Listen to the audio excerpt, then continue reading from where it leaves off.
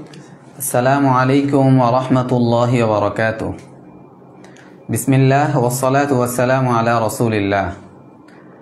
আত-তাদরিস online মাদ্রাসা কর্তৃক আয়োজিত দাখিল ২৬ শেষ মুহূর্তের প্রস্তুতি কোর্সের আজকে টেস্ট পরীক্ষার সাজেশনের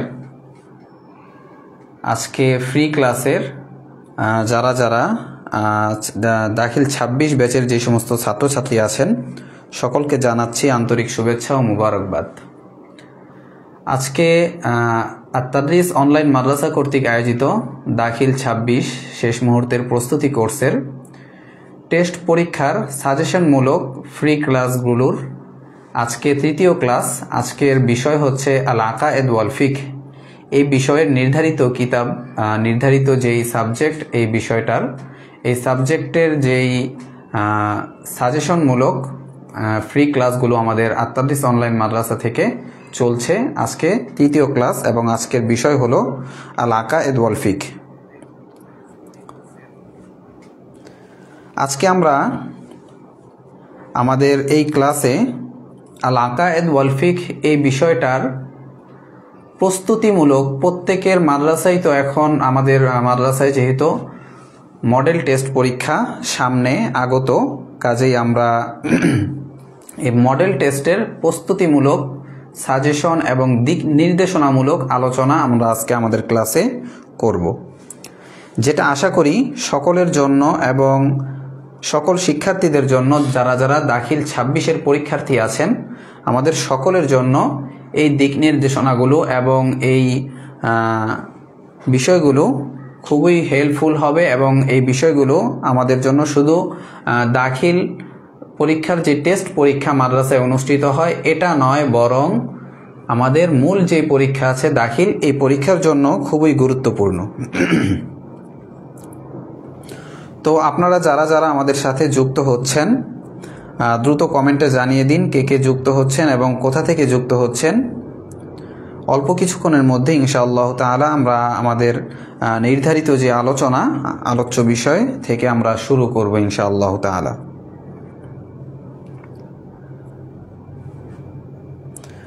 আজকে আমাদের যেই বিষয় সম্পর্কে আলোচনা আমরা করব তার মধ্যে যেগুলো পরীক্ষার জন্য খুবই গুরুত্বপূর্ণ এবং পরীক্ষায় একজন দাখিলের ছাত্র হিসেবে আমরা একজন দাখিলের পরীক্ষার্থী হিসেবে আমাদের যেই সকল বিষয়গুলো জানা থাকা অত্যাবশ্যক এবং যেই সকল বিষয়গুলো না জানলে আমরা পরীক্ষায় দেখা যেতে পারে, পরীক্ষায় অনেক ক্ষেত্রে আমরা এমন হতে পারে যে অনেক কিছু আমরা পড়ে গেছি কিন্তু কিছু বিষয় না জানা থাকার কারণে আমরা বিষয়গুলো পরীক্ষার খাতায় সুন্দরভাবে উপস্থাপন করতে না পারার কারণে আমাদের মার্কস এবং নাম্বার খুব কম আসতে পারে।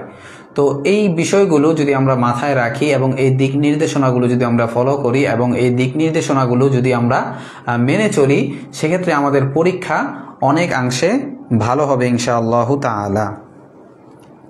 তো আজকের ক্লাসে আমরা যে বিষয়গুলো নিয়ে আলোচনা করব, আচ্ছা, আমাদের সাথে যুক্ত হয়েছে রেজাউল করিম, লিখেছে আসসালামু আলাইকুম হুজুর, কেমন আছেন? এই ক্লাসগুলো ২৬ ব্যাচ করতে পারবে? হ্যাঁ, আমাদের এই ক্লাসগুলো, ফ্রি ক্লাসগুলো দাখিল ২৬ ব্যাচ যারা আছেন তাদের জন্যই। আচ্ছা,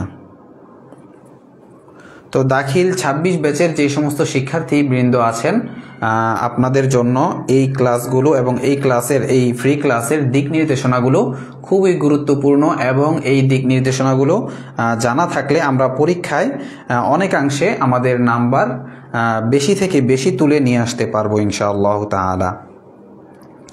তো আজকের ক্লাসে আমরা যে বিষয়গুলো নিয়ে আলোচনা করব, যে পয়েন্টগুলো নিয়ে আলোচনা করব, তো শুরুতেই আমরা ওই পয়েন্ট ভিত্তিক ওই পয়েন্টগুলো আপনাদের সামনে উপস্থাপন করতেছি। ১ নম্বরে আমরা মান বন্টন এবং প্রশ্নের ধরন নিয়ে আলোচনা করব।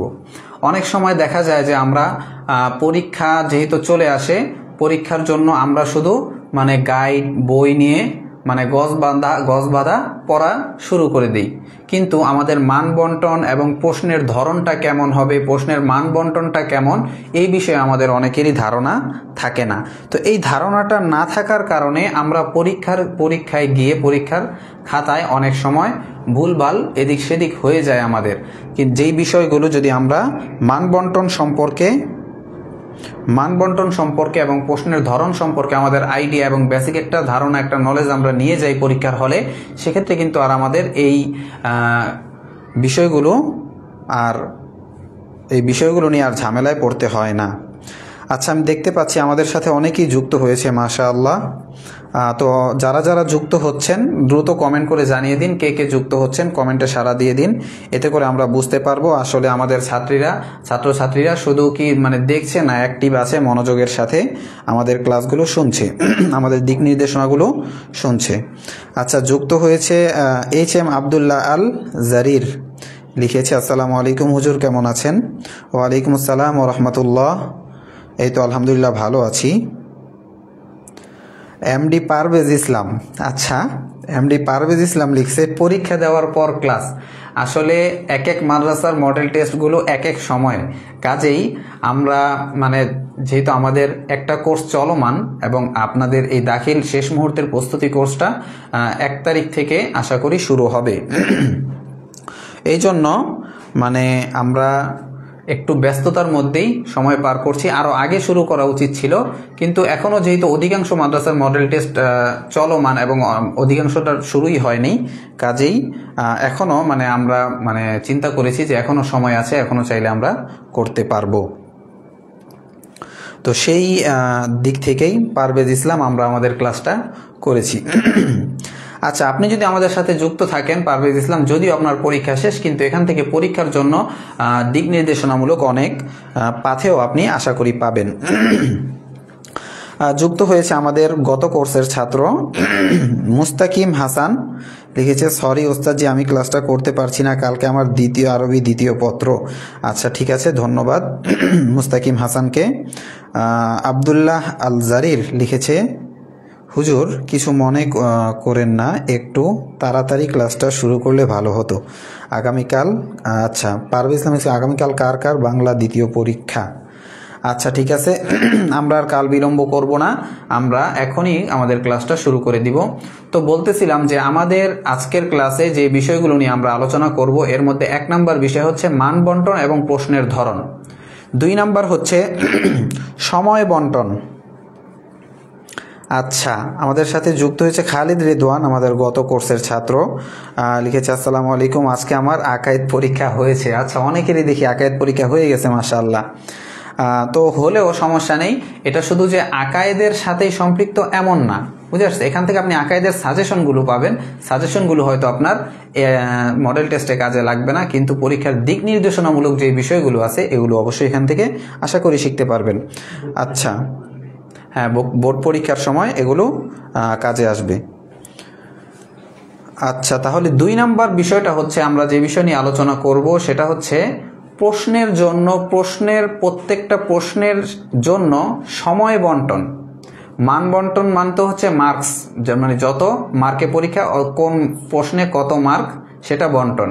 আর 2 নম্বর বিষয় হচ্ছে সময় বন্টন, কোন প্রশ্নটা আমরা কত মিনিটে লিখব, কত মিনিটে না, কত মিনিট কত সেকেন্ডে আমরা লিখব, সেটাও আপনাদের সামনে বলার চেষ্টা করব ইনশাআল্লাহ তাআলা। আচ্ছা, 3 নম্বরে হচ্ছে পরীক্ষার লিখন পদ্ধতি, বিশেষভাবে আরবি যে সাবজেক্টগুলো আছে, আরবি প্রথম পত্র, দ্বিতীয় পত্র, আকাইদ, ফিকহ, এরপরে অনেকের দাখিলে মান্তিক থাকে, এছাড়াও আরও যে আরবি সাবজেক্টগুলো আছে, এই আরবি সাবজেক্টগুলো আমরা কিভাবে লিখব, এই লিখন পদ্ধতি। এরপরে 4 নম্বরে থাকবে, এটা খুবই গুরুত্বপূর্ণ, সেটা হলো আরবিতে কিভাবে উত্তর দেওয়া যায়, উত্তরপত্র কিভাবে আরবিতে লেখা যায়। তবে এর জন্য পূর্ব শর্ত হচ্ছে, আরবিতে লেখার জন্য পূর্ব শর্ত হচ্ছে আপনার বেসিক থাকতে হবে। অর্থাৎ বেসিক থাকা বলতে আপনি তো দাখিলে আছেন, দাখিলের যে প্রথম পত্র দ্বিতীয় পত্র আছে আরবি প্রথম দ্বিতীয়, এগুলো সম্পর্কে একটা মোটামুটি ধারণা থাকা লাগবে। আচ্ছা, এমডি পারভেজ ইসলাম লিখছে, ওস্তাদ জি আমার জন্য দোয়া করবেন, আমি এখন চলে গেলাম, আসসালামু আলাইকুম ওয়া রাহমাতুল্লাহ। আচ্ছা, আরও অনেকেই যুক্ত হয়েছে আমাদের সাথে।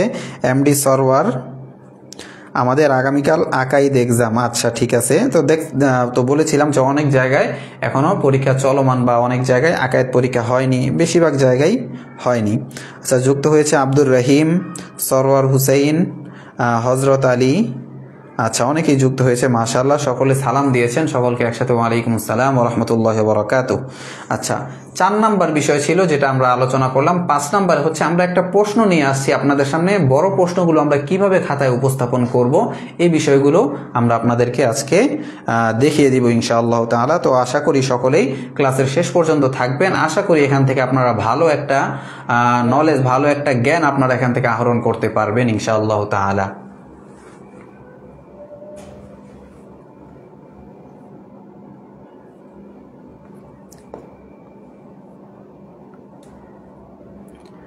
প্রথমে আমরা আলোচনা করব আজকে আমাদের প্রথম যে বিষয়টা ছিল সেটা ছিল মান বন্টন। তো বলেছিলাম মান বন্টনের যে বিষয়টা সেটা হচ্ছে অনেক সময় দেখা যায় আমরা পড়াশোনা ঠিকই করি, কিন্তু আসলে দেখেন যারা সফল হয় তারা কিন্তু বাড়তি কাজ করে না। আপনি যে কাজটা করতেছেন, আপনি যতটুকু পরিশ্রম করতেছেন, দেখবেন যারা সফল হয় পরিশ্রমের দিক থেকে আপনার আশেপাশেই থাকে, কিন্তু তারা একই কাজ, যারা সফল হয় তারা একই কাজ ভিন্ন পদ্ধতিতে করে, একই কাজ গুছানো পদ্ধতিতে করে, কাজটা গুছিয়ে করে। এক্ষেত্রে আপনি তাদের সমান পরিশ্রম করেও আপনি তাদের কাছাকাছি যেতে পারেন না, যেটা তারা গুছানো পদ্ধতিতে এবং সাজানো পদ্ধতিতে করার কারণে তারা অনেক উপরে চলে যায়। আচ্ছা, আমি একটু কমেন্টে যাই। এমডি আরিফিন লিখেছে, হুজুর গাইডের সব প্রশ্ন কি পড়া লাগবে? গাইডের সব প্রশ্ন পড়া লাগবে? আপনি আসলে এই ধরনের ছাত্র, এই ধরনের প্রশ্ন আজকে খুব কম আসে, কারণ সবাই প্রশ্ন করে হুজুর সাজেশনের সব কি পড়া লাগবে, বুঝে আসছে? আচ্ছা, তা আরিফিন আপনাকে বলতেছি যে গাইডের সব প্রশ্ন যদি আপনি পড়তে পারেন তাহলে তো ভালো, নুরুন আলা নূর, কিন্তু পরীক্ষার জন্য আপনি গাইডের প্রশ্নগুলো তো পরীক্ষার আগে যখন ক্লাস হবে তখন পড়বেন মাশাআল্লাহ, কিন্তু পরীক্ষার ক্ষেত্রে আমাদের মূল টার্গেটটা থাকবে মার্ক বা নাম্বার, ঠিক না? এই জন্যই আমাদের সামনের যে কোর্স দাখিল 26 এর প্রস্তুতিমূলক পরীক্ষার প্রস্তুতিমূলক কোর্স, পরীক্ষার প্রস্তুতিমূলক কোর্সে আমাদের মেন টার্গেট হচ্ছে 100-তে 100, এটা হচ্ছে আমাদের মেন টার্গেট। এখানে আমাদের ওই বই এবং গাইড ওগুলো আমরা এত ঘাটাঘাটি করব না, কিভাবে আমরা নাম্বার ছিনায় আনতে পারি, নাম্বার কাইরা নিয়ে আসতে পারি, সেটাই হচ্ছে আমাদের মূল লক্ষ্য, বুঝে আসছে? আচ্ছা, যুক্ত হয়েছে মেহরিমা মান্নাত, সাকিব লিখেছে, আসসালামু আলাইকুম। ওয়ালাইকুম আসসালাম রহমতুল্লাহ বারাকাতুহু। তো আপনারা সবাই কেমন আছেন সেটা কমেন্টে জানিয়ে দিন। তো আমরা আলোচনা করতেছিলাম মান বন্টন নিয়ে। তো মান বন্টনের ক্ষেত্রে ওই বিষয়টা আসছিল যে সফলরা একই কাজ, আপনার মতো কাজই সফলরা করে, তবে তারা ভিন্ন পদ্ধতিতে করে। তো ভিন্ন পদ্ধতিটা কি? পদ্ধতিটা হচ্ছে শুরু থেকেই রুটিন মাফিক এবং সাজানো গুছানো পড়া, বুঝতে পারছেন? তো সাজানো গুছানো পড়াটাই আমরা চাই আমাদের সকল ছাত্রীরা পড়াশোনাগুলো যাতে তাদের সামনে সাজানো গুছানো এবং একটা রুটিন মাফিক এবং একটা ধারাবাহিকভাবে তাদের সামনে উপস্থাপন করা যায়, এতে করে তারা যাতে আত্মস্থ এবং মুখস্থ করাটা তাদের জন্য অনেকাংশে সহজ হয়ে যায়। আচ্ছা, তো শুরুতেই আমরা মান বন্টন নিয়ে আলোচনা করব। যেহেতু মান বন্টন বিষয়ে ধারণা থাকা এটা অত্যন্ত জরুরি, কেননা মান বন্টন নিয়ে যদি আমাদের ধারণা না থাকে সেক্ষেত্রে আমরা পরীক্ষায় ভালোভাবে উত্তর দিতে পারবো না। 1 নাম্বার হচ্ছে মান বন্টনের ক্ষেত্রে আমাদের এই আল আকায়েদ ওয়াল ফিকহের জন্য নাম্বার হচ্ছে 100, মোট নাম্বার হচ্ছে 100 নাম্বার। এই 100 নাম্বার থেকে 40 নাম্বার হলো বহু নির্বাচনী প্রশ্ন বা এমসিকিউতে, 40 নাম্বার চলে যাবে এমসিকিউতে, আর বাকি 60 নাম্বার থাকবে বড় প্রশ্নে। আর একটা বিষয় সকলের জানা থাকা আবশ্যক, সেটা হচ্ছে আল আকায়েদ ওয়াল ফিকহ। এই কিতাবটা মোট 4টা ভাগ, এই কিতাবটাকে এই বিষয়টাকে 4টা ভাগে কিন্তু ভাগ করা হয়েছে। আপনারা অনেকেই হয়তোবা এখনো পর্যন্ত হয়তো নাও জানতে পারেন এই বিষয়টা, হয়তো যদিও পরীক্ষা আপনাদের কাছাকাছি চলে আসছে, কিতাব বইয়ের সাথে আপনাদের সম্পর্ক না থাকার কারণে অনেকের হয়তোবা এমন হইতে পারে যে এই যে আল আকায়েদ ওয়াল ফিকহ যে 4টা ভাগে বিভক্ত, এটা অনেকেই জানেনই না। তো যারা জানেন না, খুব মনোযোগ সহকারে লক্ষ্য করে শোনার অনুরোধ রইল। সেটা হলো আল আকায়েদ ওয়াল ফিকহটা 4টা ভাগে বিভক্ত। 1 নম্বর ভাগটা হচ্ছে আকীদা নিয়ে। এই আকীদার অধ্যায়, আকীদার ভাগে যেই কিতাবটা আপনাদেরকে পড়ানো হয় ওই মূল কিতাবটার নাম হচ্ছে আদ-দীন ওয়ান নওয়াকিদু। 2 নম্বর যে ভাগটা আছে, 2 নম্বর ভাগটা হচ্ছে ফিকহের। এই ফিকহ নিয়ে, এই ফিকহের অধীনে যেই কিতাবটা পড়ানো হয় সেটার নাম হচ্ছে মুখতাসারুল কুদুরি।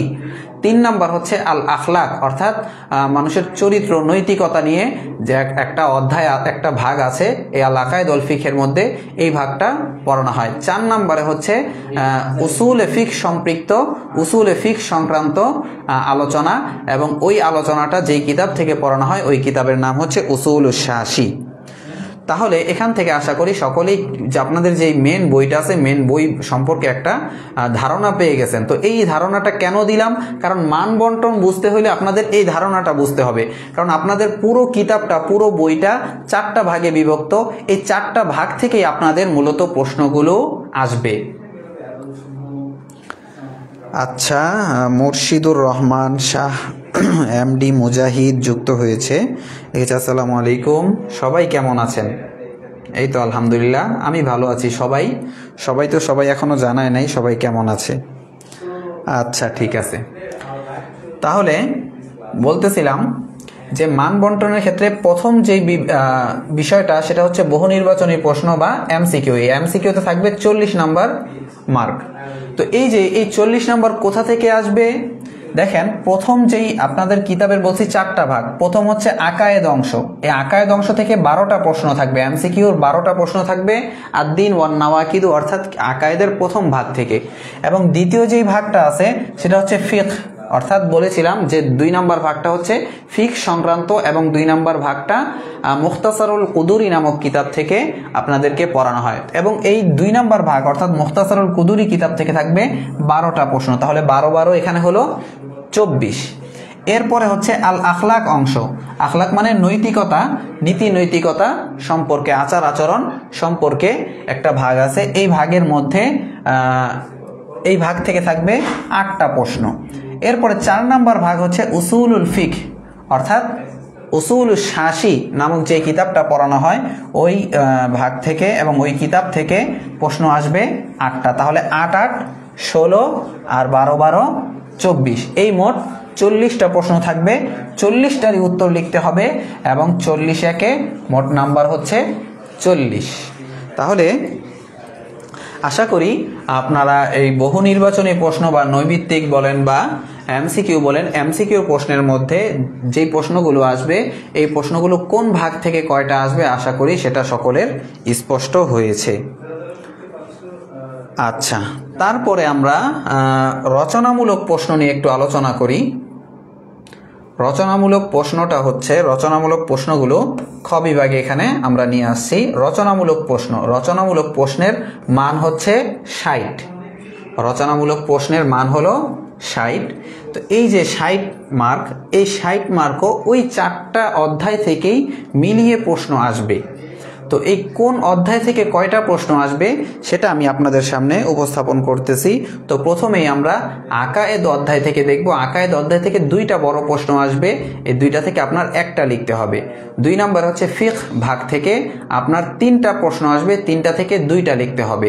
3 নম্বরে হচ্ছে আখলাক, আখলাক থেকেও 2টা প্রশ্ন আসবে, 2টা থেকে একটা লিখতে হবে। এমনিভাবে উসুলে ফিকহ, উসুলে ফিকহ থেকে 2টা আসবে, সেখান থেকে একটা লিখতে হবে।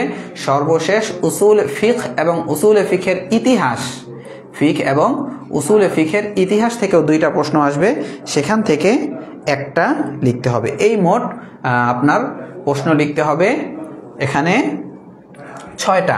মোট প্রশ্ন থাকবে 11টা, 11টার থেকে লিখতে হবে 6টা। আকায়েদ থেকে 2টা, আকায়েদ থেকে একটা, ফিকহ থেকে 2টা এবং আখলাক থেকে একটা, উসুলে ফিকহ থেকে একটা, এবং ইতিহাস অংশের 2টা থাকবে, এখান থেকে লিখতে হবে একটা। তাহলে এই মোট হচ্ছে 6টা।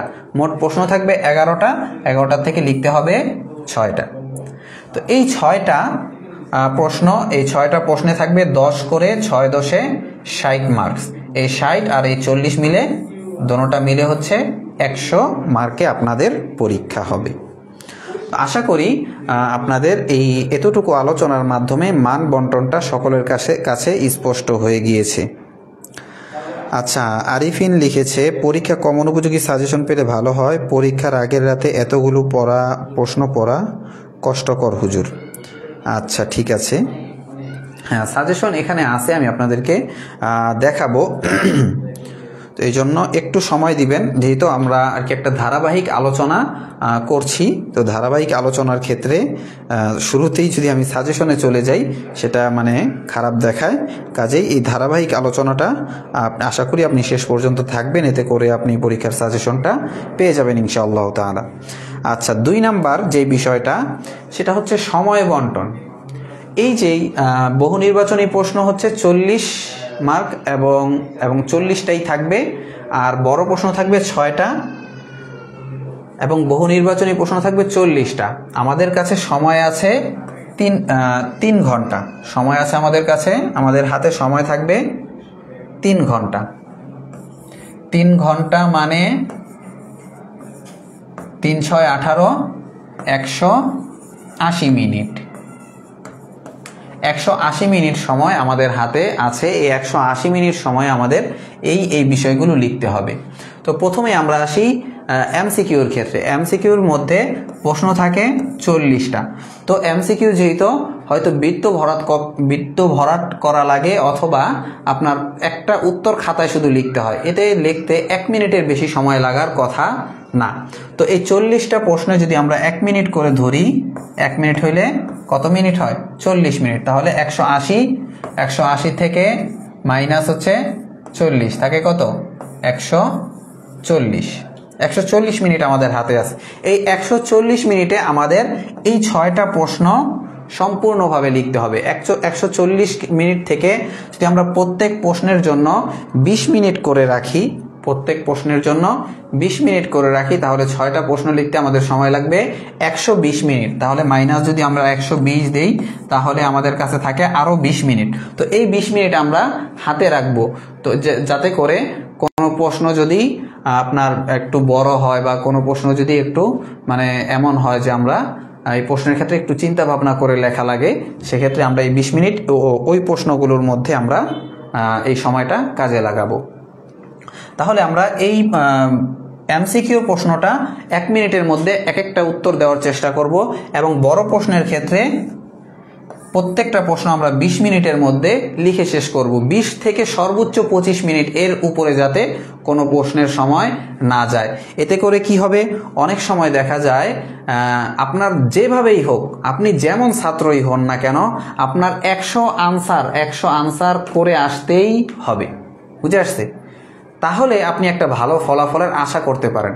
কিন্তু আপনি যদি 100 আনসারই না করেন, আপনার যদি 10 মাইল যাওয়ার, আপনার বাসা হচ্ছে 10 মাইল দূরে, এখন আপনি যদি 20 মাইল হাঁটার ইচ্ছা করেন, সেক্ষেত্রে আপনি 10 মাইলে যায় পৌঁছতে পারবেন। কিন্তু আপনি যদি হাঁটার ইচ্ছা করেন 5 মাইল, সেক্ষেত্রে তো বাসার 2 মাইল হাইটাই আপনি ক্লান্ত হয়ে যাবেন। কাজেই আমরা যেইভাবেই হোক আমাদের 100 আনসার করেই আসতে হবে। আর 100 আনসার করতে হলে প্রত্যেকটা প্রশ্ন আপনার খাতায় লিখে আসতে হবে। আপনি কম লেখেন আর বেশি লেখেন, প্রত্যেকটা প্রশ্নের উত্তর আমাদের দিতে হবে, চাই কম লেখি বা বেশি লেখি। কাজেই আমরা প্রত্যেকটা প্রশ্নের ক্ষেত্রে 20 থেকে 25 মিনিটের বেশি যদি আমরা কোনো প্রশ্নের মধ্যে সময় দেই, সেক্ষেত্রে দেখা যাবে শেষের প্রশ্নগুলো আমরা সুন্দরভাবে লিখতে পারতেছি না, ওগুলো লেখার জন্য আমাদের সময় নেই। কাজেই আমাদের কি করতে হবে, সময়টা সুন্দরভাবে মেনটেন করতে হবে। এরপরে আসেন আমরা এখানে আপনাদের পরীক্ষার জন্য, অর্থাৎ মডেল টেস্ট যে পরীক্ষা আছে আপনাদের মাদ্রাসার, ওই মাদ্রাসার পরীক্ষার জন্য কিছু সাজেশন নিয়ে আসছি। আশা করি ইনশাআল্লাহ তাআলা এখান থেকে কমন আসার সম্ভাবনা অনেকাংশে বেশি। একটা বিষয় খেয়াল রাখবেন, আপনি নৈবিত্তিক পড়েন বা বড় প্রশ্ন পড়েন, প্রত্যেকটা অধ্যায়ের এটা বেশি কার্যকর হচ্ছে নৈবিত্তিক বা এমসিকিউর ক্ষেত্রে। প্রত্যেকটা অধ্যায়ের শুরুর কিছু নৈবিত্তিক আছে। আপনি আলফাতা সাজেশন বা যে কোনো সাজেশনই ফলো করেন, সাজেশনের প্রথম একটা অধ্যায় শুরু হয়েছে, যেমন ধরেন আকায়েদের মধ্যে আল ইমান বির রুসুল, আল ইমান বির রুসুলের প্রথম যে 3-4টা নৈবিত্তিক আছে এগুলো খুব গুরুত্বপূর্ণ। বুঝে আসছে? দেখবেন সাজেশনওয়ালারা প্রথম নৈবিত্তিকগুলো বই থেকে নিয়ে আসে। বই তো আপনারা খুলেন না, শুধু সাজেশন দেখেন। তো দেখেন, সমস্যা নেই, পরীক্ষার জন্য এটাই করতে হবে। এবং বইয়ের যে নৈবিত্তিক আছে এগুলো কিন্তু খুব গুরুত্বপূর্ণ, এগুলো পরীক্ষায় আসার চান্স অনেক বেশি। কাজেই আপনারা আর ওই বইয়ের নৈবিত্তিকগুলো আপনার সাজেশনের একদম শুরুতে নিয়ে আসে। এই জন্য সাজেশনের প্রত্যেকটা অধ্যায়ের যে শুরুর যে সাজেশনগুলো আছে, যেমন ধরেন প্রথম অধ্যায় হচ্ছে ইমান নিয়ে। তো ইমানের 1 নাম্বার প্রশ্নটাই ছিল ইমান মানে কি, ইমান কাকে বলে, ইমান অর্থ কি, এই প্রশ্নগুলো আসতে পারে। সেক্ষেত্রে এই প্রশ্নগুলো, এই ইমান সংক্রান্ত যে অধ্যায় আছে এই অধ্যায়ের প্রথম 3-4টা প্রশ্ন এগুলো খুবই গুরুত্বপূর্ণ। আচ্ছা, সাকিব লিখছে, ভাই একটু বলুন বাংলা দ্বিতীয় পত্র সাজেশন দেওয়া হয়েছে না? বাংলা দ্বিতীয় পত্র তো ক্লাস হয় নাই মনে হয়, এটা আমার জানা নাই। আসলে আমি এটা এখন বলতে পারতেছি না যে আমাদের আত্মাদিস থেকে কি বাংলা দ্বিতীয় পত্রের সাজেশন দেওয়া হয়েছে কিনা। আপনি একটা কাজ করতে পারেন, সেটা হচ্ছে আপনি একটু নক দিতে পারেন আত্মাদিসের অফিসিয়াল পেজে, সেখান থেকে আশা করি ইনশাআল্লাহ তাআলা আপনি জানতে পারবেন। তো আপনাকে না জানাতে পেরে আমি আন্তরিকভাবে দুঃখিত। আচ্ছা, দেখেন এখানে ইমান মানে কি, কামিল মুর্শিদকে, এগুলো কিন্তু বইয়ের প্রশ্ন। এরপরে শরীয়তের দৃষ্টিতে নেফাক কত প্রকার, বুঝে আসছে? প্রথম যেই বিষয়গুলো, প্রথম যে প্রশ্নগুলো থাকে এগুলো খুবই গুরুত্বপূর্ণ। তো প্রথম অধ্যায় থেকে আমরা এখানে অনেকগুলো প্রশ্ন নিয়ে আসছি, প্রায় 15টার মতো এমসিকিউ এখানে আনা হয়েছে। আচ্ছা, এরপর দেখেন দ্বিতীয় অধ্যায় হচ্ছে ওয়াসিলা নিয়ে। তো দ্বিতীয় অধ্যায়ের শুরুর যে প্রশ্নগুলো আছে এই শুরুর প্রশ্নগুলো খুব গুরুত্বপূর্ণ, যেমন ওয়াসিলা কি, এরপরে সকল ইবাদতের হকদার কে, এরপর কোন পুণ্যের কাজ নিজের জন্য অপরিহার্য করাকে কি বলে, মান্নত বলে। তো এইরকম প্রত্যেকটা অধ্যায়ের শুরুর যেই নৈবিত্তিকগুলো আছে, আপনি যেই সাজেশনই ফলো করেন না কেন ওই সাজেশনের শুরুর প্রশ্নগুলো অবশ্যই পড়বেন। এটা যে শুধু আকায়েদ ওয়াল ফিকহ এরকম না, অন্য যেই কোনো বই হোক বা যে কোনো আরবি বিষয়গুলোই হোক, মান্তিক হইতে পারে, অথবা আরবি প্রথম পত্র দ্বিতীয় পত্র তেমন নৈবিত্তিক নাই। আচ্ছা, যেই বিষয়গুলোর আরবি বিষয়গুলোর মধ্যে নৈবিত্তিক আছে ওই ক্ষেত্রে এই বিষয়টা মাথায় ভালোভাবে রাখবেন। আচ্ছা, এরপরে এখানে আরও অনেক নৈবিত্তিকের সাজেশন দেওয়া হয়েছে। এরপরে আসেন ফিকহ অংশের ক্ষেত্রে একই কথা। আর ফিকহ অংশের ক্ষেত্রে একটা গুরুত্বপূর্ণ বিষয় হচ্ছে, দেখবেন যে কিছু কিছু জায়গায় ইমামদের নাম এবং ইমামদের জন্ম বা মৃত্যু, ইমামদের মাজারটা কোন জায়গায়, ইমামদের এই বিষয়গুলো কিন্তু খুব গুরুত্বপূর্ণ। এই ইমাম রিলেটেড, অর্থাৎ যেমন ইমাম আবু হানিফা হইতে পারে, ইমাম শাফি হইতে পারে, ইমাম মালিক রহমতুল্লাহ হইতে পারে, ইমাম রিলেটেড যে প্রশ্নগুলো থাকে, নৈবিত্তিকগুলো থাকে, এগুলো কিন্তু খুব গুরুত্বপূর্ণ। যেমন দেখেন এখানে আছে ইমামে আজম রহমতুল্লাহ আলহীর নাম কি, বুঝে আসছে? ইমাম শাফি রহমতুল্লাহ আলী কত সালে জন্মগ্রহণ করেন, ইমাম মালিক রহমতুল্লাহ আলীর মাজার কোথায়, সাল হিজরি বা হিজরি বা সালের সাথে যেই প্রশ্নগুলো সম্পৃক্ত ওগুলো খুব গুরুত্বপূর্ণ। আচ্ছা, এরপরে ফিকহ অংশে আরেকটা গুরুত্বপূর্ণ বিষয়, সেটা হলো কিছু কিছু বিষয় আছে যেগুলো সংখ্যা, যেগুলোর উত্তর হয় সংখ্যা। যেমন অজুর ওয়াজিব কয়টা, অজুর ফরজ কয়টা, অজুর তায়াম্মুমের ফরজ কয়টা, বুঝে আসছে? যেমন গোসলে ফরজ কয়টা, নাওয়াকিজুল উজু কয়টি, এই প্রশ্নগুলো খুব গুরুত্বপূর্ণ। এটা কয়টি এবং অর্থ কি, এটার অর্থ কি। যেমন ধরেন আসলো তহারতের অর্থ কি, ওয়াসিলার অর্থ কি এবং কয়টি, এই রিলেটেড নৈবিত্তিকগুলো কিন্তু অনেক বেশি আসার সম্ভাবনা আছে পরীক্ষায়। তো এই বিষয়গুলো খেয়াল রাখবেন। যেমন ধরেন এখানে বলা হইলো তায়াম্মুমের ফরজ কয়টি, গোসলের ফরজ কয়টি, নাওয়াকিজুল উজু অর্থাৎ অজু ভাঙ্গার কারণ কয়টি। এরপরে দেখেন তহারত শব্দের অর্থ কি। তো এরকম শব্দের অর্থ কি, এই শব্দের অর্থ এরকম শুধু এই জায়গায় এমন না, অন্য যেই কোনো নৈবিত্তিকের মধ্যে যেই বিষয়গুলোই আপনারা পড়বেন এটা ভালোভাবে খেয়াল রাখবেন যে অর্থ কি, এরকম রিলেটেড এরকম প্রশ্ন যেগুলো থাকবে ওগুলো আসার সম্ভাবনা অনেক বেশি থাকে। আচ্ছা, এরপরে এখানে আপনাদের পূর্ণ সাজেশনটা এখানে দেওয়া আছে। তো আপনাদেরকে যখন আমরা দিয়ে দিব আপনাদের গ্রুপে, তখন সেখান থেকে আপনারা চাইলে এটা ডাউনলোড করে সেখান থেকে দেখে দেখে পড়তে পারবেন। এরপরে আসি আমরা একটু বড় প্রশ্নের মধ্যে। এটা উসুল ফিক থেকে যে 8টা প্রশ্ন দিতে হবে, এই 8টা প্রশ্নের মধ্যে দেখেন এখানে ওই যে আসলো মুতলাক অর্থ কি, ইজতিহাদ অর্থ কি, আমর শব্দের অর্থ কি। তো এরকম অর্থ কি এরকম প্রশ্ন, নৈবিত্তিক প্রশ্নগুলো কিন্তু খুব বেশি আসে। এটা আমরা সকলেই খেয়াল রাখব। আচ্ছা, এরপরে আমরা এখন আলোচনা করব বহু রচনামূলক প্রশ্ন নিয়ে, অর্থাৎ বড় প্রশ্ন নিয়ে, যেগুলো আপনাদের মোট প্রশ্ন থাকবে 11টার মতো। এই 11টা প্রশ্ন থেকে আপনাদের 6টা প্রশ্নের উত্তর লিখতে হবে, 6×10 60 নাম্বার করে। এই 6টা প্রশ্ন যে আপনারা লিখবেন, প্রথম কথা হচ্ছে এই 6টা প্রশ্ন আপনারা কত পৃষ্ঠা করে লিখবেন। যেহেতু প্রশ্নের মার্ক হচ্ছে 10, যদি আপনি বাংলায় লিখেন তাহলে কমাস কম 5 পৃষ্ঠা লিখবেন, কমাস কম 5 পৃষ্ঠা, 5 থেকে উপরে আপনি যত পৃষ্ঠা লিখতে পারেন।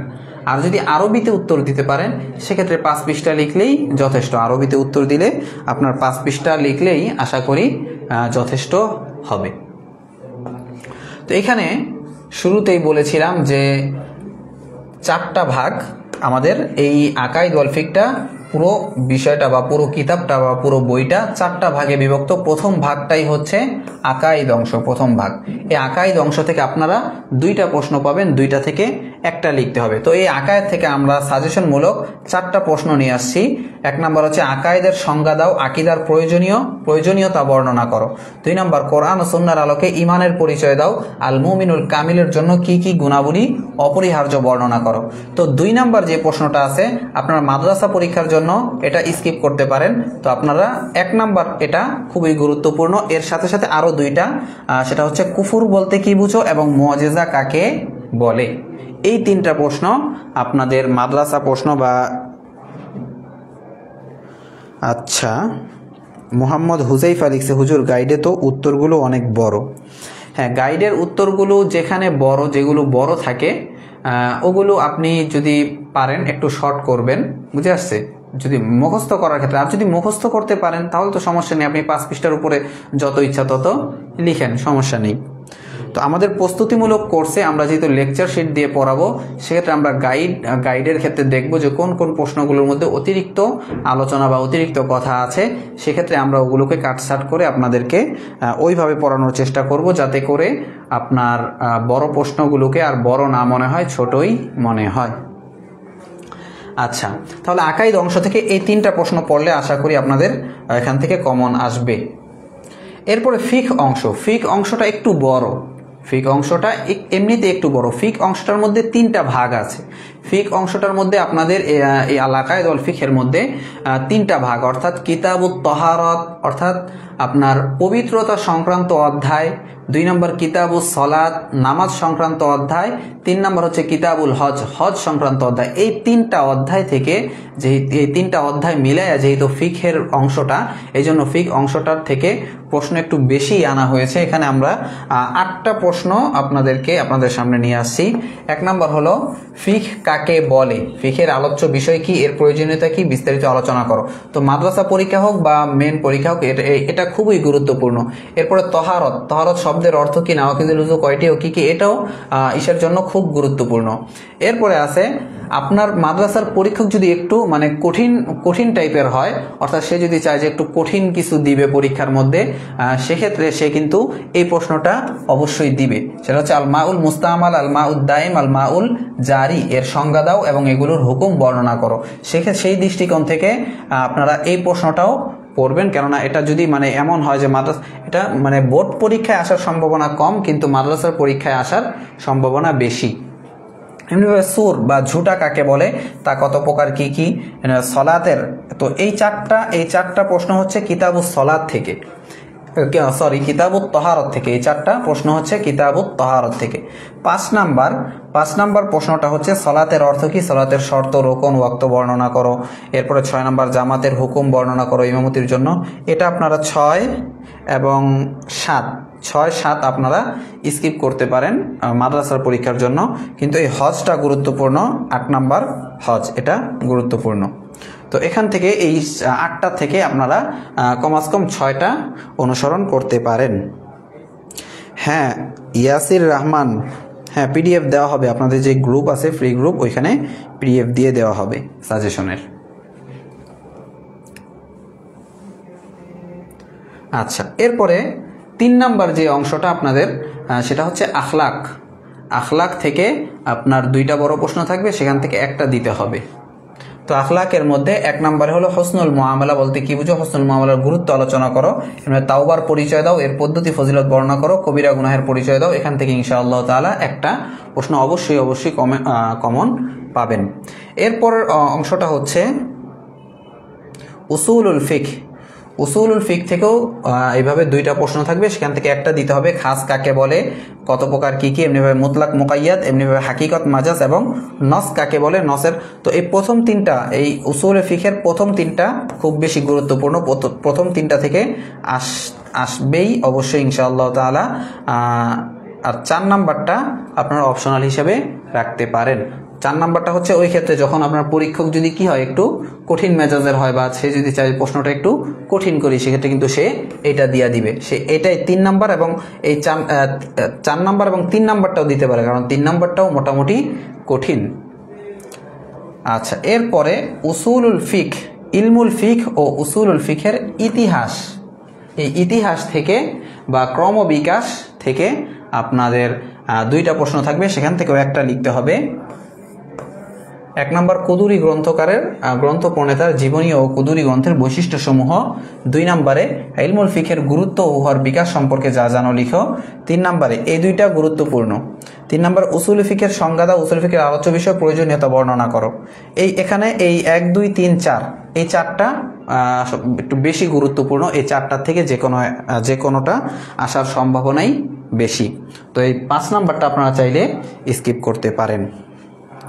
তো এই ছিল মোটামুটি আমাদের সাজেশন এবং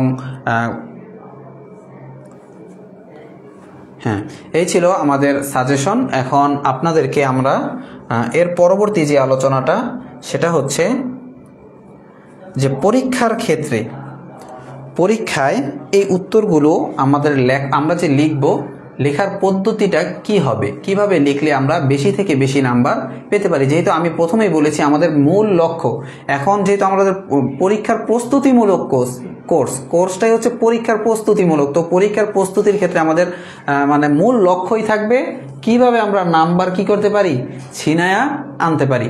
তো নাম্বার ছিনায়া আনার ক্ষেত্রে যা যা করা লাগে সেটাই করব। আচ্ছা, মাহমুদ হুজাইফা লিখছে, হুজুর উত্তর কিভাবে দিব, একটা উত্তর বুঝাইয়া দিলে ভালো হতো। আচ্ছা ঠিক আছে, হ্যাঁ একটা উত্তর নিয়ে আসছি, আমি লেকচার শিটে নিয়ে আসছি, কিভাবে লিখবেন সেটা আমি আপনাদেরকে দেখায় দিব। তো শুরুতে উত্তরটা কিভাবে লিখবেন, এর আগে হচ্ছে একটা বিষয়, সেটা হলো ধরেন কখনো কখনো এমন হয় যে একটা ভালো খাবারকে যদি আপনি একটা খারাপ প্যাকেটে করে কাউকে দেন, সে রাগ করে। ভালো খাবারটা ভালো, কিন্তু প্যাকেটটা কি ভালো না। খাবারটা ভালো, যে বাটিতে দিছেন ওই বাটিটা ভালো না, এই জন্য ভালো খাবার হওয়া সত্ত্বেও সে কি করে, রাগ করে। বুঝে আসছে? আবার অনেক সময় হয় কি, যে একটা খাবার তত ভালো না, খাবারের মানটা কি না তত ভালো না, কিন্তু প্যাকেটটা অনেক সুন্দর হওয়ার কারণে এই খাবারের মানটা অনেক বাইরে যায়। বুঝে আসছে? এই জন্য অনেক সময় দেখা যায় যে খারাপ ছাত্ররাও ভালো নাম্বার নিয়ে আসে, খারাপ ছাত্ররাও ভালো নাম্বার পেয়ে ফেলে। কিভাবে? ওই যে প্যাকেটটা সুন্দর। বুঝে আসছে? যদি আপনি প্যাকেটটা সুন্দর বানাইতে পারেন, যদি আপনি মানে পরীক্ষায় পড়াশোনা করেন প্লাস প্যাকেটও সুন্দর হয়, তাহলে তো নূরুন আলা নূর, আপনি মানে 100-র চেয়ে বেশি নাম্বার পাওয়ার সম্ভাবনা আছে, বুঝে আসছে। আর যদি এমন হয় যে পড়াশোনা করছেন, পারেন অনেক কিছু, কিন্তু পরীক্ষায় উপস্থাপন বা সাজানোর দক্ষতাটা আপনার নাই, প্যাকেট বানানোর দক্ষতাটা আপনার নাই, তখন কিন্তু দেখা যাবে যে অনেক পড়ার পরেও নাম্বার খারাপ আসতেছে। অনেক সময় দেখা যায় যে আরে অমুক তো আমাদের ক্লাসের 1 নাম্বার ছাত্র, কিন্তু ওর নাম্বার এত খারাপ আসলো কেন, বুঝে আসছে। এই যে কারণ হচ্ছে কি, প্যাকেট খারাপ। তো প্যাকেট যদি ভালো হয় সেক্ষেত্রে মানে খারাপ খাবার দিলেও অনেক সময় যাকে দিবেন সে খুশি হয়ে যায়। আবার অনেক সময় দেখা যায় যে প্যাকেট খারাপ কিন্তু খাবার ভালো হওয়া সত্ত্বেও সে কাউকে কি করা যায় না, খুশি করা যায় না। আচ্ছা, মাসিদুর রহমান লিখেছে আরবি দ্বিতীয় ক্লাস কবে হবে? আরবি দ্বিতীয় ক্লাস হওয়ার আগে নোটিশ পাবেন, হবে, তবে নোটিশ যখন দেওয়া হবে তখন একটু গ্রুপে চোখ রাখবেন। তো সেক্ষেত্রে নোটিশ দেওয়া হবে, নোটিশ দিয়ে তারপরে ক্লাস করানো হবে। তো পরীক্ষার উত্তর লেখার ক্ষেত্রে আমরা যে পদ্ধতিটা অবলম্বন করতে পারি, যেমন ধরেন এটা হলো পরীক্ষার খাতা, ঠিক না? এখন এক্ষেত্রে আমরা যে বিষয়টা করব, যে কোনো একটা এমসিকিউ লেখার ক্ষেত্রে তো তেমন কোনো নিয়ম ফলো করা লাগবে না। যদি মানে বৃত্ত ভরাট হয়, বাস বৃত্ত ভরাট করে দিবেন। আর যদি কি হয় মানে উত্তরপত্র লিখতে বলা হয়, তাহলে বাস 1 নাম্বার দিয়ে আপনি উত্তরটা কি করবেন, খাতায় লিখে দিবেন, 2 নাম্বার দিয়ে উত্তর। তো শুরুতে আরেকটা বিষয় বলে দেই, এটা পরীক্ষার জন্য খুবই গুরুত্বপূর্ণ। আপনি পরীক্ষায় যদি 1 লাইন পারেন, মানে একটা উত্তর আপনি শুধু 1 লাইনই পারেন, বুঝে আসছে, ওই একটা লাইনও আপনি হেডলাইন করে তারপরে লিখবেন। শুরুতে একটা হেডলাইন দিবেন, এরপরে ওই 1 লাইন যেটা আপনার শুধু 1 লাইনই মুখস্থ আছে, পরীক্ষার উত্তর হচ্ছে 10 লাইন, 10 লাইন থেকে আপনি 1 লাইন পারেন, এই একটা লাইনও আপনি একটা হেডলাইন দিয়ে তারপরে লিখবেন। হেডলাইন ছাড়া পরীক্ষার খাতায় একটা ফোঁটাও দিবেন না, একটা নোকটাও দিবেন না, বুঝে আসছে।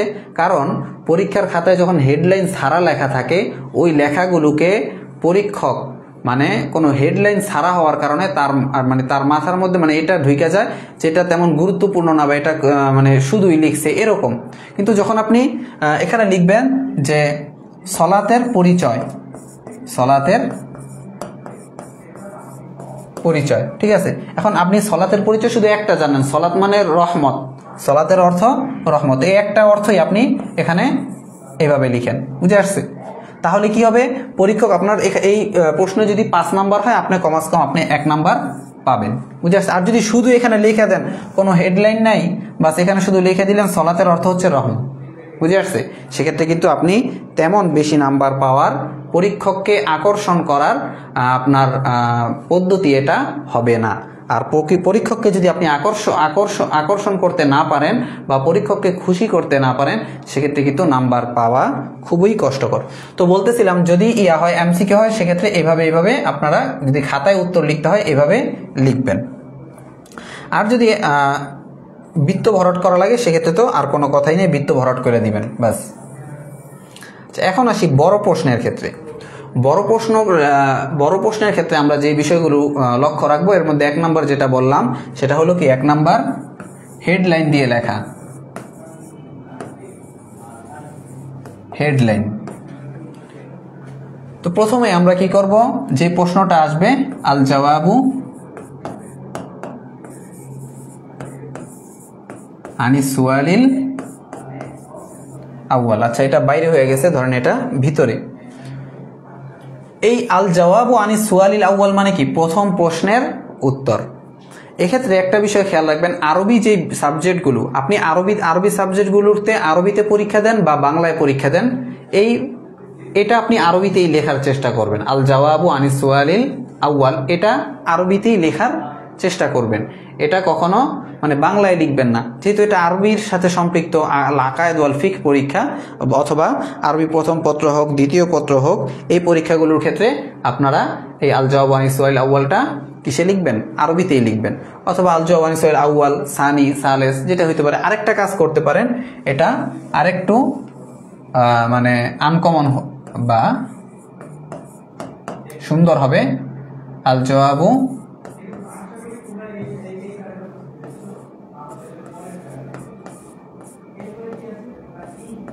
আউয়াল লিখা, এখানে ব্র্যাকেটে 1 লিখা দিতে পারেন, অর্থাৎ 1 নম্বর প্রশ্নের উত্তর।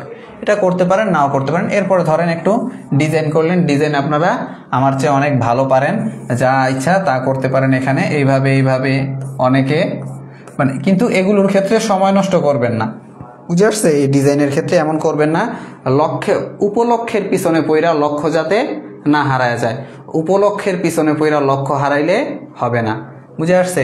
ওই যে বানরের ঘটনা, বানর খেলার ঘটনা, এক বরফ বিক্রেতা, সে কি বানর খেলার মাথায় বরফ নিয়ে বানর খেলা দেখতেছে, তো সে বাজারে আসছে বরফ বিক্রি করার জন্য, কিন্তু সে বানর খেলা যখন দেখতেছে, এদিকটা তো বরফ গইলা শেষ হয়ে যেতেছে, তাহলে বরফ যখন গইলে তখন তো আর সে এগুলো বিক্রি করতে পারতেছে না, তাহলে সে উপলক্ষের পিছনে পইরা লক্ষ্যের কথা ভুলে গেছে। তো এরকম ডিজাইন করতে যায় আবার কি করবেন না, সময় নষ্ট করবেন না। আচ্ছা, এরপরে যে বিষয়টা সেটা হলো, ধরেন বড় প্রশ্ন লেখার ক্ষেত্রে প্রথমে আমরা কি লিখি? উপস্থাপনা, ঠিক না? এখানে আমরা বাম সাইডে লিখি উপস্থাপনা, ঠিক না? তো এই উপস্থাপনাটা আমরা যদি আরবিতে দেই তাহলে লিখব মুকাদ্দামা, আর যদি বাংলায় লিখি সেক্ষেত্রে লিখব কি? উপস্থাপনা। উপস্থাপনা লেখার পরে এখানে একটা মানে এমন একটা দাগ দিতে হবে যাতে করে বোঝা যায় যে কি এটা একটা হেডলাইন, বুঝে আসছে? আর উপস্থাপনার ক্ষেত্রে বা মুকাদ্দামার ক্ষেত্রে মূল একটা বিষয় খেয়াল রাখবেন, সেটা হচ্ছে উপস্থাপনার মধ্যে কোরআনের আয়াত বা একটা হাদিস, ছোট্ট হোক, কোরআনের আয়াত বা যেমন ধরেন সলাৎ সম্পর্কে একটা প্রশ্ন আসছে আপনার, এখন সলাতের প্রশ্নগুলো আপনি সলাতের প্রশ্নের যে মুকাদ্দামা বা উপস্থাপনা থাকবে এটার মধ্যে একটা কোরআনের আয়াত আনার চেষ্টা করবেন অবশ্যই। আপনি সলাৎ নিয়ে যে একটা আয়াত মুখস্থ করে যান, আপনার সলাতের যেই প্রশ্নগুলোই আসুক ওই আয়াতটাই লিখে দিবেন, যেমন ইন্না সলাতা তানহা আনিল ফাহশাই ওয়াল মুনকার। ইমান আকায়েদ নিয়ে যেই প্রশ্নই আসুক ওই আয়াতটা লিখে দিবেন, ইমান সংক্রান্ত ওই আয়াতটা। এমনিভাবে আর যদি পারেন একটা হাদিসও নিয়ে যাবেন, একটা হাদিসও ছোট্ট একটা হাদিস মুখস্থ করে যাবেন, যেমন নামাজের ক্ষেত্রে, সলাতের ক্ষেত্রে আসসালাতু মিআরাজুল মুমিন, আকায়েদের ক্ষেত্রে বুনিয়াল ইসলামু আলা খামসিন শাহাদাতি আল্লা ইলাহা ইল্লাল্লাহ। এইভাবে একটা উপস্থাপনা বা মুকদ্দমার ক্ষেত্রে এইখানে এর অধীনে একটা আয়াত অবশ্যই বা একটা হাদিস অবশ্যই রাখবেন। তো আয়াতটা লেখার ক্ষেত্রে ক্বাল আল্লাহু তাআলা আরবিতে দিলে ক্বাল আল্লাহু তাআলা এভাবে লিখে দিবেন, বুঝে আসছে? আর যদি হাদিস আনেন তাহলে ক্বালান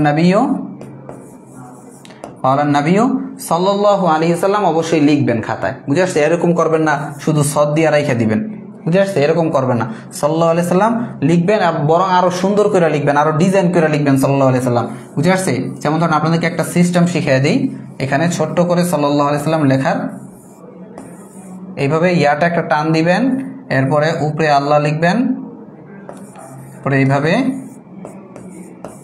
এটা দেখতে, এভাবে লিখলে দেখতে আরো সুন্দর লাগবে, বুঝে আসছে? এটা পরীক্ষকের একটা চোখের মধ্যে একটা মানে বাজবে, এই সাল্লাল্লাহু আলাইহি সাল্লামটা যদি এইভাবে লিখতে পারেন, বুঝে আসছে? আচ্ছা, ডিজাইন আমার চেয়ে আরো ভালো পারেন। তাহলে মূল কথা কি বললাম, যে হেডলাইন, 1 নাম্বার হেডলাইন, 2 নাম্বার উপস্থাপনার মধ্যে কোরআনের আয়াত,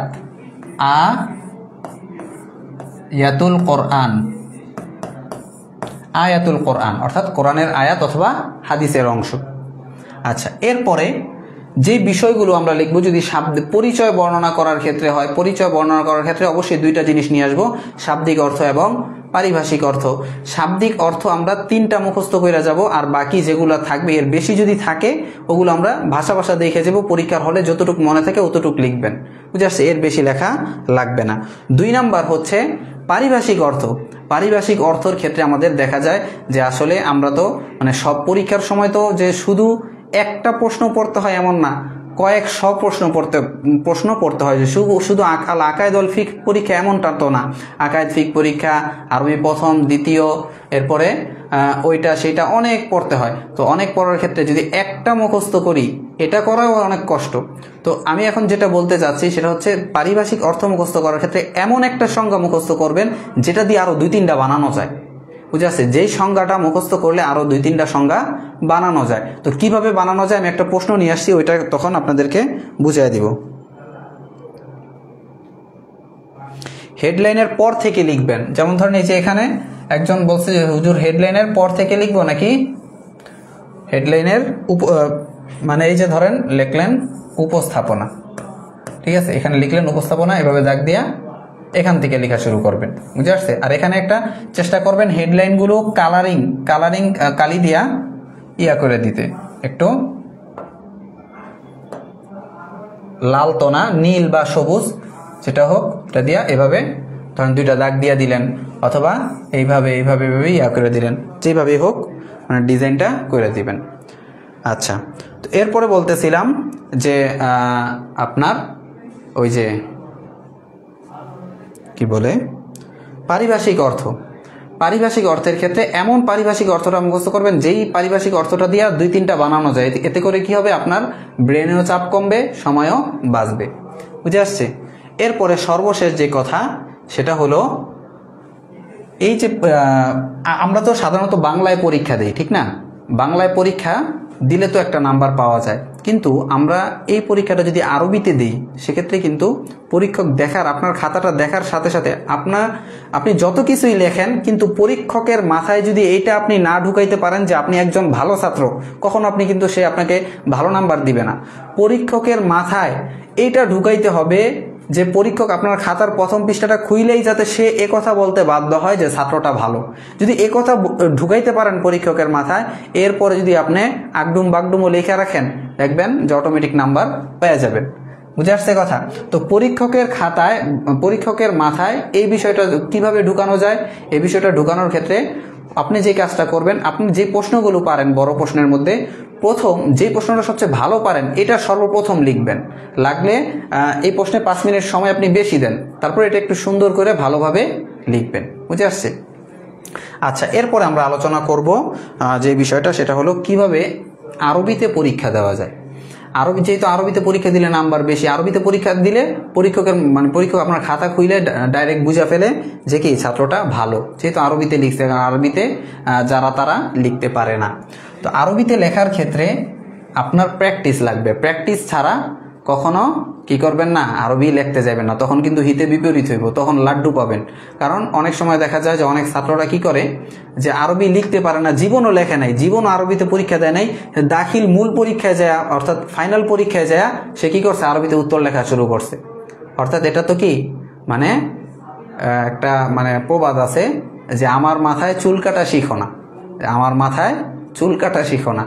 মানে কি, তুমি যদি প্রথম আমার মাথায় চুল কাটতে আসো তাহলে তো আমার চুলের মাথার 12টা বাজায় ফেলাইবা। তো আপনি এরকম দাখিল পরীক্ষার মাথায় চুল কাটতে যাবেন না, বুঝে আসছে? তখন তো পরীক্ষার 12টা বেজে যাবে। আপনার কি করতে হবে, মাদ্রাসার যে পরীক্ষাগুলো আছে এই পরীক্ষা আপনি প্র্যাকটিস করবেন। কিভাবে প্র্যাকটিস করবেন সেটা আপনাকে আমি সংক্ষেপে দেখাই দিতেছি। যেমন ধরেন আপনি প্রশ্নটা বাংলায় লিখবেন, ধরেন আজকে কি আছে, উপস্থাপনা লিখবেন। উপস্থাপনা লেখার ক্ষেত্রে কারণ আপনি কি লিখলেন,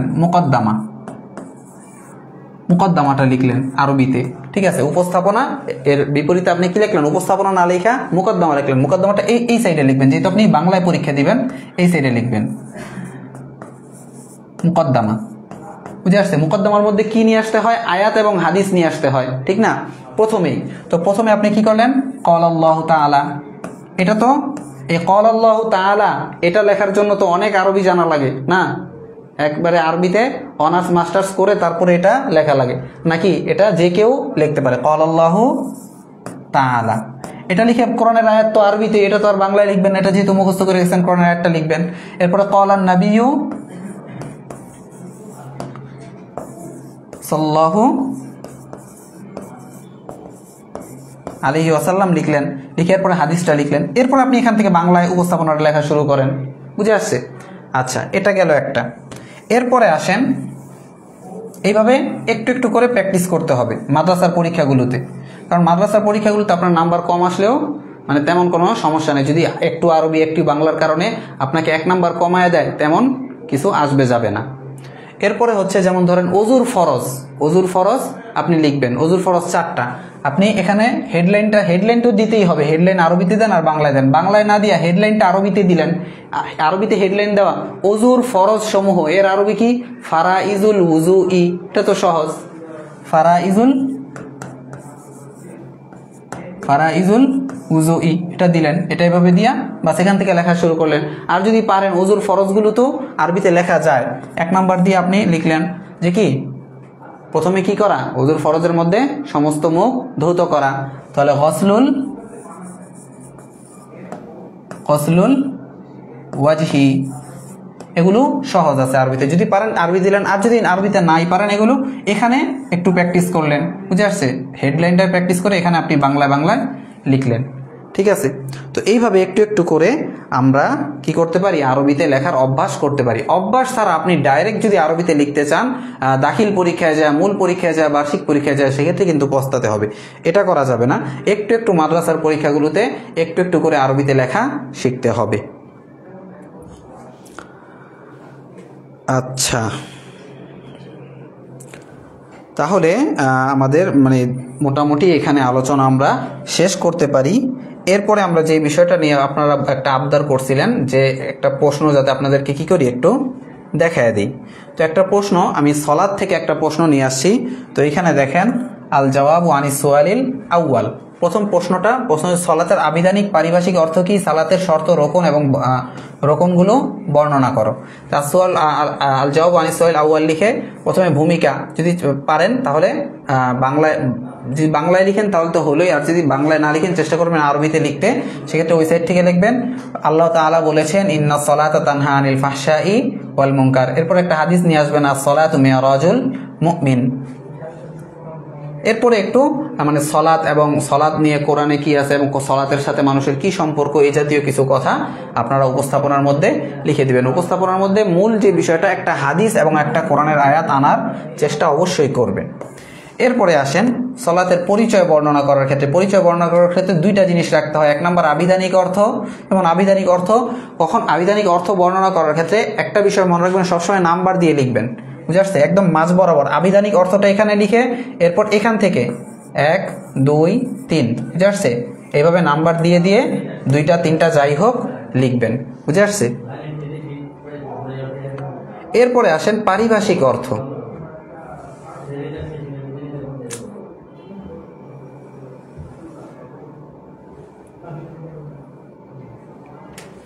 পারিভাষিক অর্থ এখানে 1 নাম্বারটা দেখেন, তানজিমুল আস্তাদ গ্রন্থ প্রণেতা বলেছেন সলাত কাকে বলে, নামাজ কাকে বলে, ইবারাতুন আনিল আরকানিল মাহুদাতি ওয়াল আফআলিল মাখসুসা। নামাজ হচ্ছে আরকানে মাহুদার নাম এবং আফআলে মাখসুসার নাম, অর্থাৎ নির্দিষ্ট কিছু কাজের সমষ্টির নামই হচ্ছে সালাত বা নামাজ। এইটার আমি দুইটা বা 3টা কিভাবে বানাবো, আগে আপনার অর্থটা এবং আরবিটা ভালোভাবে বুঝতে হবে। যে একটা পড়বেন একটাকে পড়ার মতো পড়তে হবে। ইবারাতুন আনিল আরকানিল মাহুদা ওয়াল আফআলিল মাখসুসা, যে আরকানে মাহুদা অর্থাৎ নির্দিষ্ট কাজ এবং নির্দিষ্ট একই অর্থ, আরকানে মাহুদা আর আফআলে মাখসুসার একই অর্থ, নির্দিষ্ট কিছু আরকান বা কাজের সমষ্টির নাম হচ্ছে নামাজ। তো এই যে এখানে ইবারাতুন আছে না, আপনি একটা প্রথম সংজ্ঞাটা লিখবেন যেভাবে আছে এইভাবে। 2 নম্বরে করবেন কি, এই ইবারাতুনটা উঠায় দিবেন। ইবারাতুন উঠে আমরা কিসের সংজ্ঞা লিখতেছি, নামাজের, সলাতের। কি লিখবেন, আস-সলাতু, আস-সলাত, সলাতটা তো মুজাক্কার না মুয়ান্নাস? মুয়ান্নাস। হিয়া এই ইবারাতুন আনটা উঠায় দিয়া হিয়া থেকে আল আরকানুল মাহুদা ওয়াল আফআলুল মাখসুসা, বুঝে আসছে? আস-সলাতু হিয়াল আরকানুল মাহুদা ওয়াল আফআলুল মাখসুসা, অর্থাৎ যেই সমস্ত সংজ্ঞার মধ্যে আপনি এই ইবারাতুন পাবেন, ইবারাতুন আন পাবেন, এই ইবারাতুন আনটা উঠায়া আপনার হিয়া বা হুয়া লাগায়া সংজ্ঞা কি করতে পারবেন, বানাতে পারবেন। এরপরে আসেন, এরপরে আরেকটু বুদ্ধি খাটাবেন। কি করা যায়, যে নামাজ হলো নির্দিষ্ট কাজগুলো, নির্দিষ্ট একটা কাজের সমষ্টির নাম হচ্ছে নামাজ। তো নির্দিষ্ট কাজগুলো আমরা কখন করি, নির্দিষ্ট একটা সময়ে করি, ঠিক না? নাকি যখন ইচ্ছা তখন করি? না, নামাজের নির্দিষ্ট একটা সময় আছে। তো নির্দিষ্ট সময়ে আমরা নির্দিষ্ট কাজগুলো করি। তো সেক্ষেত্রে আমরা কি করব, যে 3 নম্বর আরেকটা সংজ্ঞা বানাবো। কি বানাবো, আস-সলাতু,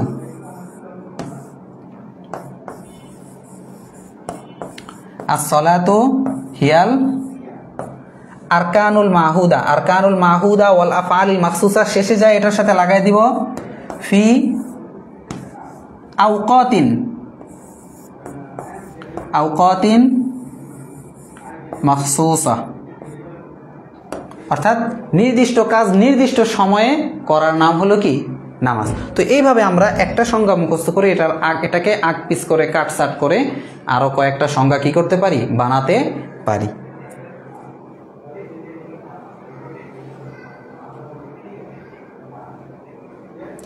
আচ্ছা, মোহাম্মদ হুজাইফা লিখেছে MCQ নাকি SMC লিখছে, SMC দিয়ে কি বুঝাইছে, মানে সম্ভবত MCQ বুঝাইছে। MCQ কি সব কোশ্চেন আনসার সহ পড়াবেন? হ্যাঁ, আমাদের মূল কোর্স যে শুরু হবে তখন আমরা পূর্ণ সাজেশনটা আপনাদেরকে MCQ এবং আপনার যেই কি বলে বড় প্রশ্ন থাকবে সবগুলোই পড়ানো হবে। আচ্ছা, তাহলে যেই বিষয়গুলো বললাম আশা করি সকলে খুব গুরুত্ব সহকারে খেয়াল রাখবেন, এতে করে আপনাদের পরীক্ষা অনেকাংশে ইনশাআল্লাহ তাআলা পরীক্ষা ভালো হবে এবং পরীক্ষার মার্ক অনেক বেশি আসবে। তো আপনাদের ক্লাসটা কেমন লাগলো, যে বিষয়গুলো আপনাদেরকে বুঝিয়েছি এই বিষয়গুলো বুঝতে পেরেছেন কিনা এবং এই বিষয়গুলো আপনাদের কেমন লেগেছে এটা কমেন্ট করে জানিয়ে দিবেন। তো আজকে আমরা এই পর্যন্তই আমাদের ক্লাসটা শেষ করতে চাচ্ছি। এরপরে যদি আপনাদের কোনো থাকে প্রশ্ন বা কোনো কোশ্চেন থাকে সেটা করতে পারেন।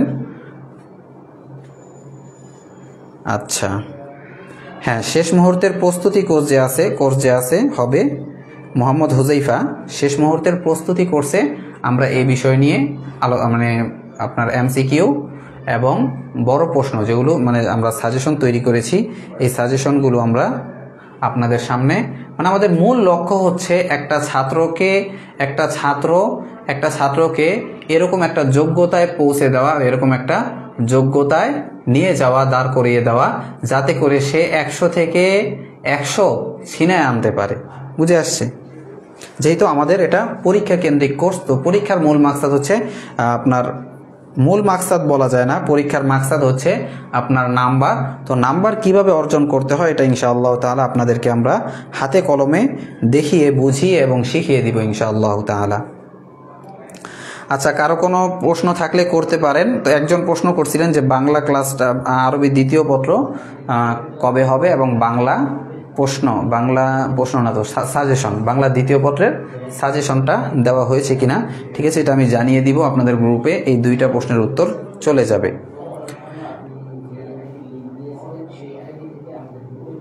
হ্যাঁ, শেষ মুহূর্তের জান্নাত চৌধুরী লিখেছে যে শেষ মুহূর্তের কোর্সে সব শেষ হবে হুজুর।